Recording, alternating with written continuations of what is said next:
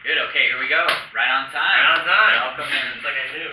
take it away. Alrighty, our group had the topic of language learning in VR, and I'm Kevin. I'm John.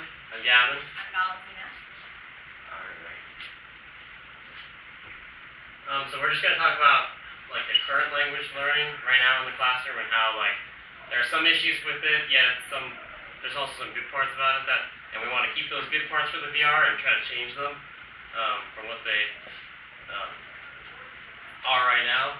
So right now the major points of language learning in a classroom are immersion and context, listening and speaking, and memory and repetition. And a few of these, like immersion and context, are something that schools are really trying to implement right now. There are immersion schools, like Las Palmas and Secondary, they only speak Spanish, they're only allowed to speak Spanish. Listening and speaking, that's like what we do here at this school, where you're in a classroom, a teacher says something in Spanish, you respond in Spanish, you're asking questions in Spanish.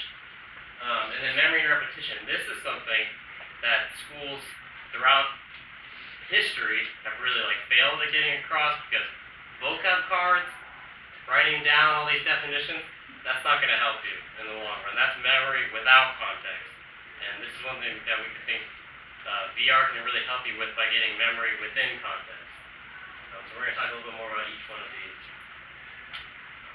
So for immersion, just kind of something that schools already do right now is they have summer trips.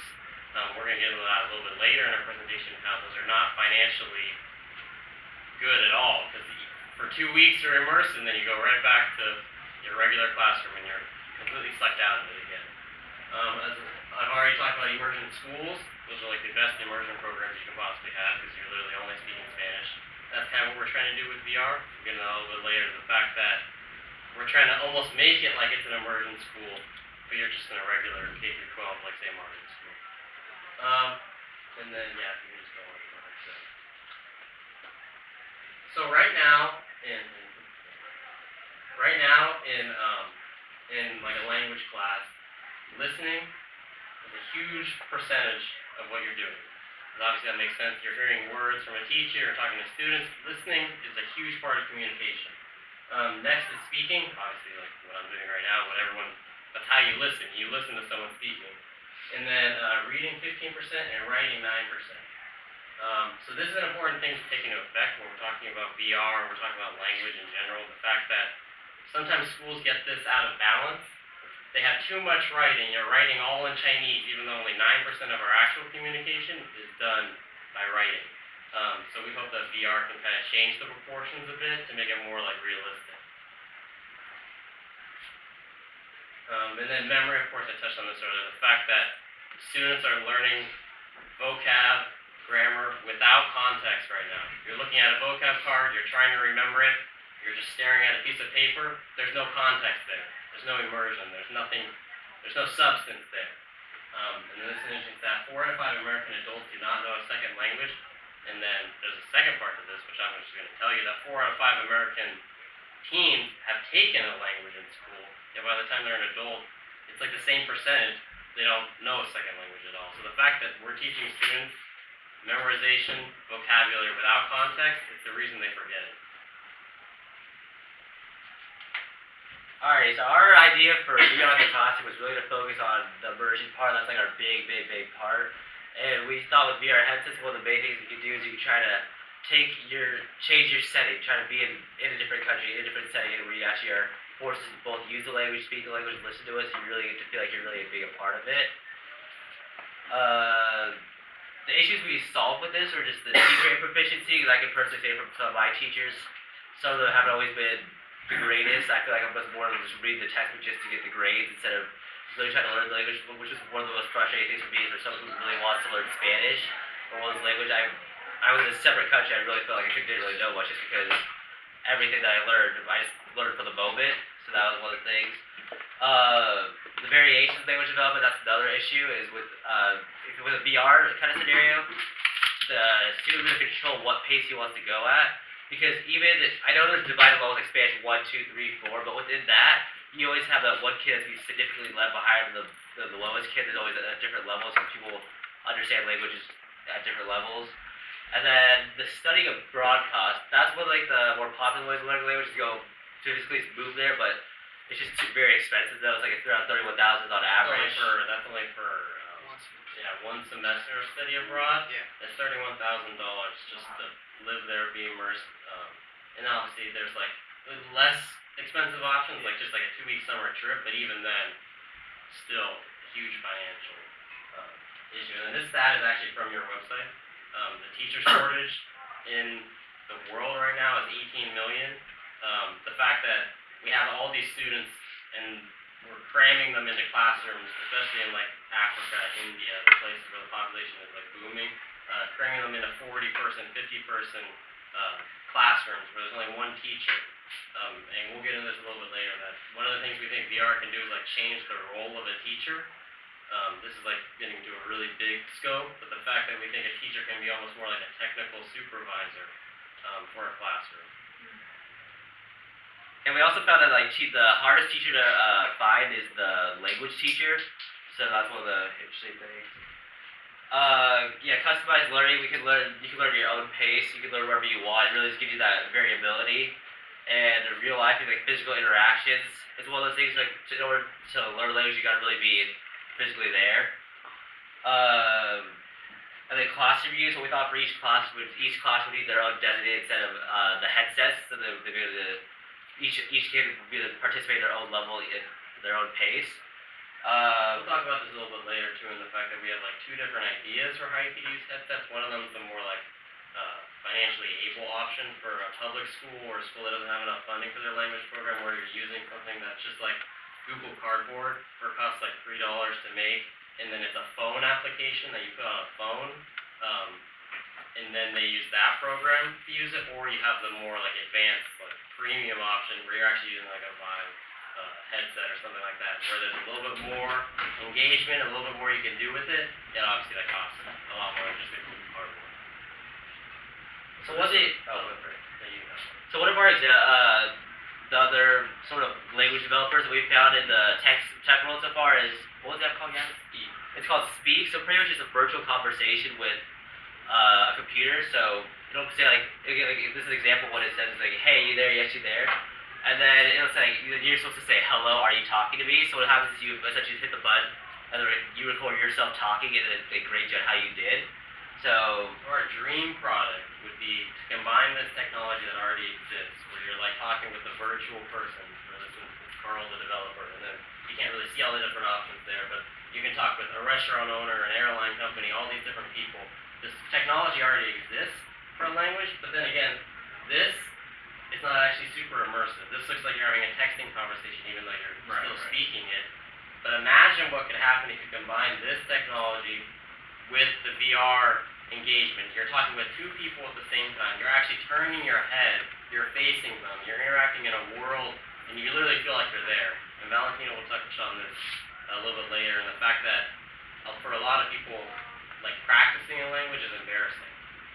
They don't want to mess up their Chinese pronunciation around actual Chinese speakers. They don't want to like sound stupid, pretty much. And by talking to like this fake, yet still engaging person, it can really change how they practice the language. yeah, we really want the goal of this product is really to push you to your boundaries, be able to force you to speak to others out there.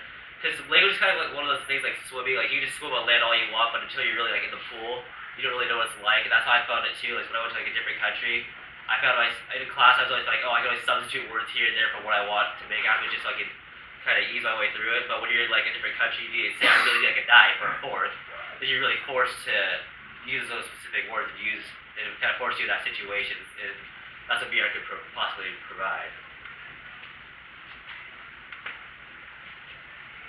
Okay, so for the interview portion of it, so we found that different languages come with different comfort levels of speaking to native speakers. So 70% of the people we interviewed were enrolled in Spanish, and 30% were enrolled in Chinese. And I'm an AP Chinese, so from personal experience, I'm okay with speaking in the classroom because there are other like American people in the classroom, but when I speak to my grandma or like a relative, they don't understand me because I don't have the accent, and therefore it's kind of embarrassing almost because I know what I'm talking about, but I just can't So through VR, I would feel more comfortable like in the country where I could like pause and see if I'm like saying it right through kind of like the app example we gave. And it was funny because all the people we interviewed who took Spanish, and they had no problem talking to a native speaker of Spanish, but people in Chinese said that like we all had a problem with talking to native Chinese speakers because we just don't have the accent. Whereas in California, a lot of people speak Spanish. And the teachers we talked to also said that they would be really open to this language learning VR program because also language is speaking, listening, reading, writing, but it's also the culture. So because like traveling abroad is really expensive, obviously not everyone like has those resources to travel abroad for 2 weeks or a semester or a year. So by going to that place where you're learning the language in VR, you can also get exposed to the culture and not just read about the culture from like a page in a textbook. Okay, so some of the potential barriers we kind of identified. So schools are lacking obviously the funds to pay and invest in this technology of VR, and so that's obviously one of the potential barriers we saw. In the budget option for that would kind of be a Google Cardboard solution with the EON maybe app that you guys could kind of create. It's kind of using the same software and stuff as like your main ones, but just kind of for the Google Cardboard option. And then, next slide. Okay. So the application initial cost. So looking at this, for the application of one of the like full scale VR things, it's looking at like $50,000, which is a lot, and it's more than what it would be for semester abroad. However, this is something that can be used in a classroom environment. Multiple people could be using this, switching turns, and there's really like a lot of good that can come out of this investment if schools do have the funding. And yeah, so the other option for this is kind of just to sell the app for the Google Cardboard. And that's kind of another asset of this that like we're just like adding onto it.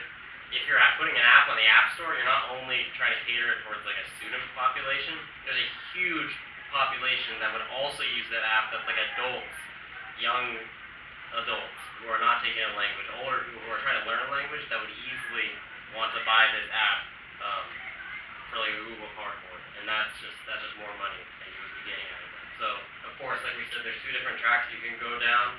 There's the whole you're buying it for a professional headset, a little bit more expensive, but then again, schools are paying you a little bit more for that. Or there's the simple application for an iPhone, Google Cardboard.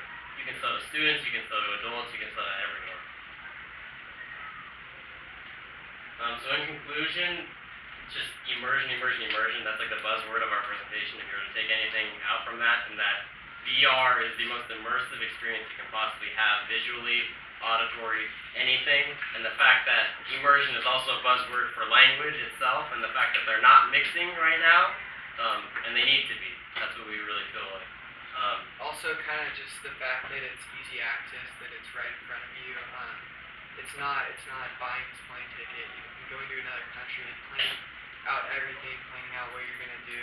It's literally right in front of you. You can put it on, start a course, start a little scenario conversation with another person. And teaching in context, we've already touched on this a bit, but memorization without context is what leads students to forget.